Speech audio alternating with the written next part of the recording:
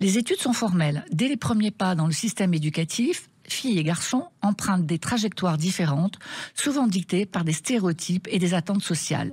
Bien que les filles réussissent souvent mieux leur scolarité que les garçons, cette réussite ne leur ouvre pas les mêmes portes, en particulier celle des filières scientifiques ou techniques, souvent perçues comme réservées aux garçons.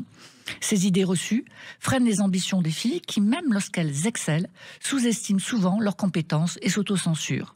Si ces mécanismes touchent toutes les filles, ils deviennent encore plus écrasants pour celles issues de milieux défavorisés où les inégalités sociales et culturelles multiplient les obstacles et creusent les disparités. Dans les foyers aisés, les parents jouent un rôle clé. Ils accompagnent les devoirs, engagent des professeurs particuliers, offrent des ressources pédagogiques variées et valorisent les études longues. Mais pour ces jeunes filles issues de milieux vulnérables, les mécanismes limitants s'intensifient.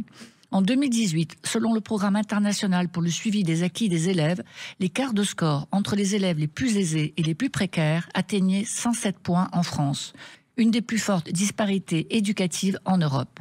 Là où les ressources manquent, les filles se retrouvent souvent cantonnées à des rôles féminins, métiers du soin, de l'éducation ou emplois locaux peu diversifiés, ce qui limite leurs perspectives professionnelles. À cela s'ajoute une pression sociale et familiale plus forte. Dans les contextes fragiles, les familles privilégient les études courtes, jugées plus accessibles et moins coûteuses.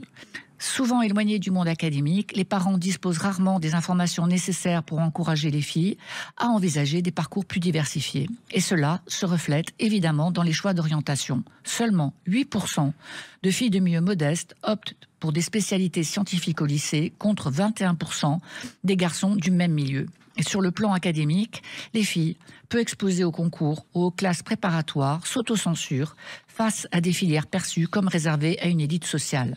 La peur de ne pas réussir, combinée à un sentiment d'isolement, ressenti par 64% d'entre elles selon le baromètre de l'association Capital Filles, limite encore davantage leurs perspectives.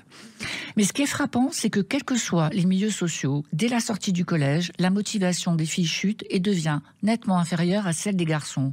Sentiment faible d'efficacité personnelle, peur de l'échec, pression de devoir répondre à des attentes sociales souvent contradictoires.